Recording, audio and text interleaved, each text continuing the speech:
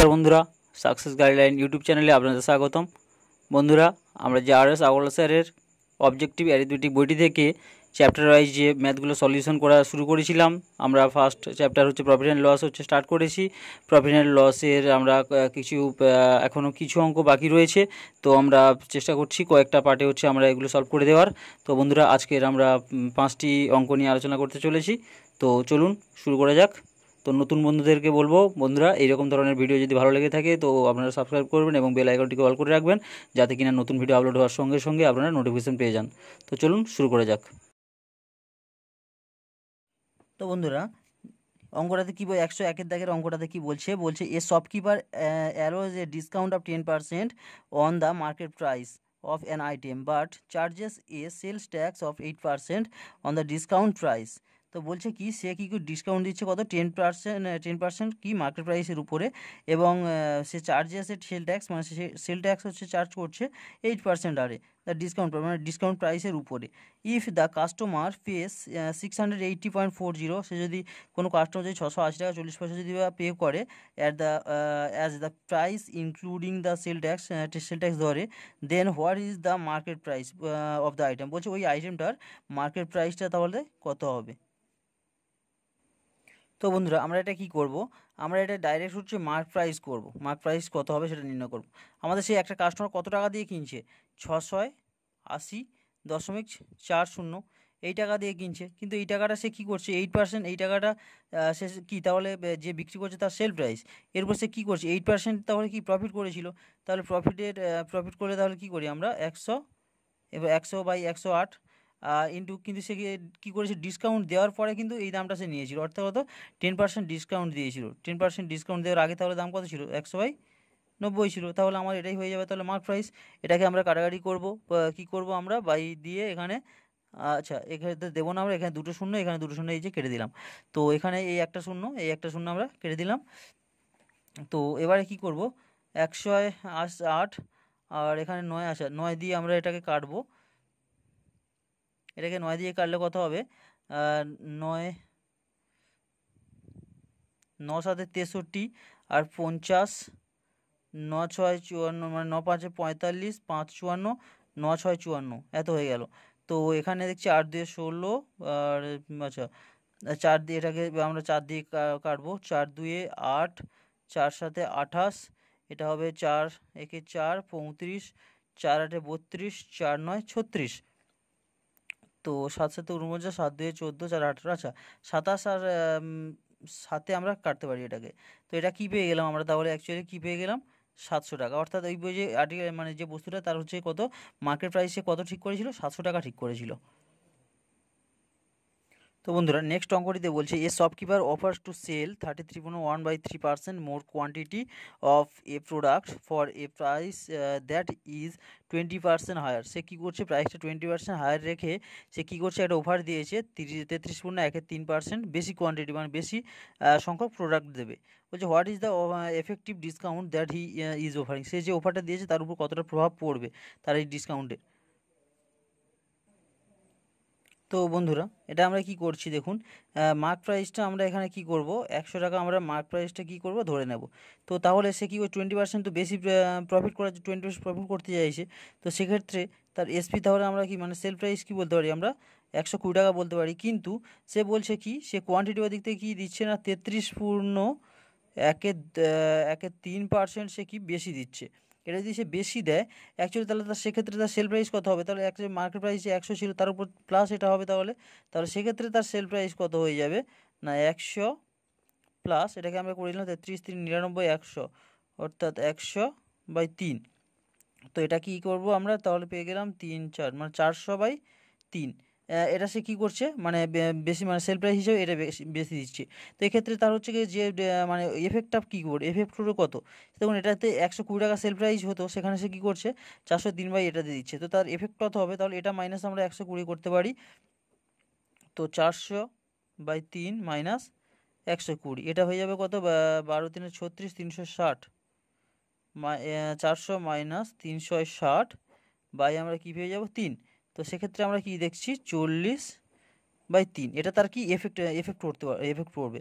তো এবার বলছে অফারিং যে পার্সেন্টেজটা অ্যাকচুয়ালি তাহলে কত ছিল, তাহলে তার যে অফারিং পার্সেন্টেজ, সেটা যে অফারিংটা সে যে দিয়েছিল সেটা তার কি হবে, পার্সেন্টেজ কি হয়ে যাবে তখন, সে কী করছে, সে এটা তার হচ্ছে মানে এফেক্ট পড়ছে, মানে 40/3 এফেক্ট পড়ছে কতর উপরে পড়ছে, তা 400/3-এর উপরে। দেখুন এই যে 400/3-এর উপরে পড়ছে, তো সে 400/3, তো 100-এর উপরে কত পড়বে সেটা আমাদের নির্ণয় করতে হবে।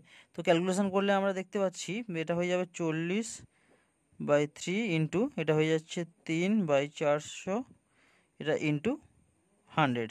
তো এক্ষেত্রে কি দেখতে হবে, এই শূন্য একটা শূন্য কাটলাম, এই শূন্য আর এই শূন্য কাটলাম, এই 4 এই 4 এই 3 এই 3 কাটলাম, তাহলে অ্যাকচুয়ালি তার কি হচ্ছে এখানে না 10% তার কি হচ্ছে এফেক্ট পড়ছে।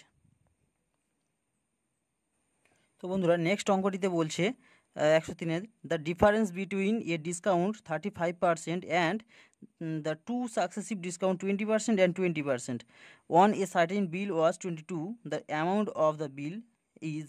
তো বলছে একটা হচ্ছে কি বিটুইন এ ডিসকাউন্ট, বলছে ডিফারেন্স মানে পার্থক্য 35% এবং দুটো হচ্ছে পরপর ডিসকাউন্ট 20% এবং 20%-এর পার্থক্য কত হচ্ছে 22। বলছে দ্য অ্যামাউন্ট অফ দ্য বিল, বলছে ওই বিলটা হচ্ছে অ্যাকচুয়ালি কত ছিল সেটা অ্যামাউন্টটা হচ্ছে নির্ণয় করতে হবে। তো বন্ধুরা এখানে কি করব আমরা, মার্ক প্রাইসটা কি করব আমরা, মার্ক প্রাইসটা আমরা কি 100 টাকা ধরে নেব।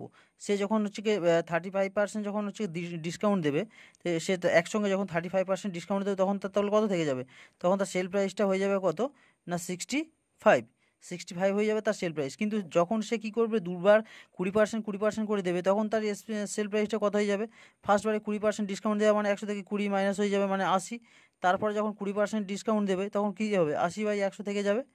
তো সেক্ষেত্রে দুটো শূন্য কেটে যাবে, তো গিয়ে কী হবে না 64 হয়ে যাবে। তো এই যে 65 আর এই 64-এর ডিসকাউন্ট কত 1, তো এই 1-এর ডিফারেন্সে বইতে বলে দিয়েছে কত না 22, তাহলে 100-এর ডিফারেন্স কত হয়ে যাবে তখন, তাহলে আমাদের 220 টাকা হয়ে যাবে। তো অ্যাকচুয়ালি তাহলে ডিফারেন্সটা কত হবে, মানে অ্যাকচুয়ালি এই 100%, আমরা তো 100 ধরেছিলাম মার্কেট প্রাইস, তাহলে 100 কত 220 টাকা ছিল ওই বস্তুর মার্কেট প্রাইস। তো বন্ধুরা নেক্সট অঙ্কটিতে বলছে এ tedder marked the selling price of an article at 10% above the cost price. Say cost প্রাইসের থেকে কী করছে 10% বেশি করে মার্ক প্রাইসটা ঠিক করে রাখছে। At the time of selling, মানে সে বিক্রির সময় he allows a certain discount, সে কিছুটা ডিসকাউন্ট দেয়, and suffers a loss of 1%, এবং কি এর ফলে তার কি 1% লস হয়। দ্য ডিসকাউন্ট অ্যালোড ইজ, তো কত পার্সেন্ট ডিসকাউন্ট দিয়েছিল সেটা আমাদের কি নির্ণয় করতে হবে। তো বন্ধুরা আমরা এখানে কি করব, আমরা এখানে কি কস্ট প্রাইসটাকে কি করব 100 ধরে নেব, কস্ট প্রাইসটাকে 100 ধরে নিলাম, তাহলে ডিসকাউন্ট দেওয়ার সে কী করেছে ডিসকাউন্ট দিয়েছে 1% করে হচ্ছে ডিসকাউন্ট দিলে, তাহলে সে তার সেল প্রাইস তাহলে কত হয়ে যাবে, তার সেলিং প্রাইস হয়ে যাবে কত 99 রুপিস। তো বলছে তার মার্ক প্রাইস কত 110 টাকা, সে কি 10% তো বাড়িয়ে লিখে রেখেছে, তাহলে তার মার্ক প্রাইসটা কত 110 টাকা। তো সে সেল প্রাইস করছে 99%, যে মানে তার যে 1% যে লস হয়েছে এরপরে তার কি হয়েছে না সেল প্রাইস হচ্ছে 99%, এই 99 রুপিস, এবং তা সে অ্যাকচুয়ালি মার্ক করে গেছিলো 110।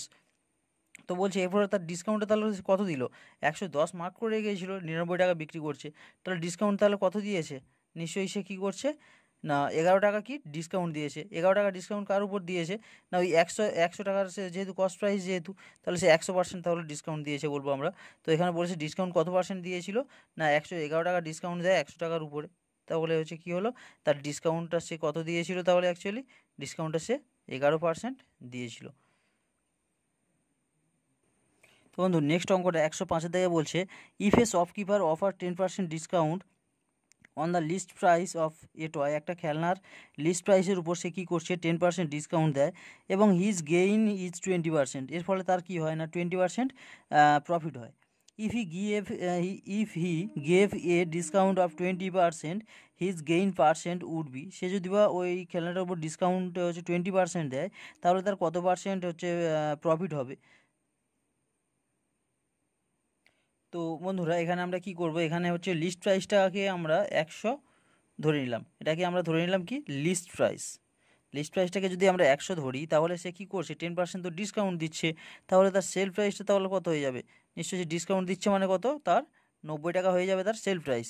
তো এখানে বলছে সে কত পার্সেন্ট প্রফিট করেছে, না সে 20% প্রফিট করেছে। তাহলে এখান থেকে আমরা তার কস্ট প্রাইসটা নির্ণয় করতে পারবো। তাহলে তার কস্ট প্রাইস সমান কত হবে, এই 90 ইন্টু সে যেহেতু 20% যেহেতু প্রফিট করেছে 100/120 হয়ে যাচ্ছে। তাহলে তার কি কস্ট প্রাইস, তো এটা আমরা কাটলে কি হচ্ছে 3 4 12, 3 3 9 আর 25 4 100, অর্থাৎ কী হলো 75 রুপিয়াস তার কী হলো তার কস্ট প্রাইস। তো বলছে ইফ ডিসকাউন্ট 20%, যদি সে 20% ডিসকাউন্ট দিত তাহলে তার প্রফিট পার্সেন্টেজ কত হতো। তো 20% ডিসকাউন্ট দিলে তখন তার সেল প্রাইসটা তাহলে কত হয়ে যেত, তখন সেল প্রাইসটা হয়ে যেত কত, 80 টাকা হয়ে যেত। তো তখন তার বলছে তার তখন তাহলে তার প্রফিট কত হতো, তো 80 টাকা হয়ে গেলে সে এখন 75 টাকা আগে হতো মানে হয়েছিল, তো এখন 80 টাকা হলে কত পার্সেন্ট তার প্রফিট থেকে গেলো, 5 টাকা। তাহলে তার 5 টাকা প্রফিট থেকে গেলো কত টাকার উপরে, যখন 75 টাকা যখন কস্ট প্রাইস হয়, তো 100 টাকার উপরে তাহলে কত হবে, এটা তাহলে তার কী হয়ে যাবে, প্রফিট পার্সেন্টেজ। তো এখান থেকে আমরা দেখছি যে 5 একে 5 আর এটা 5 5 25, 5 3 15, 5 2 10, মানে 20/3, 20/3 মানে আমরা কি জানি 3 6 18 19 20, 2/3%। তাহলে তার প্রফিট পার্সেন্টেজ কত, 6 পূর্ণ 2/3%।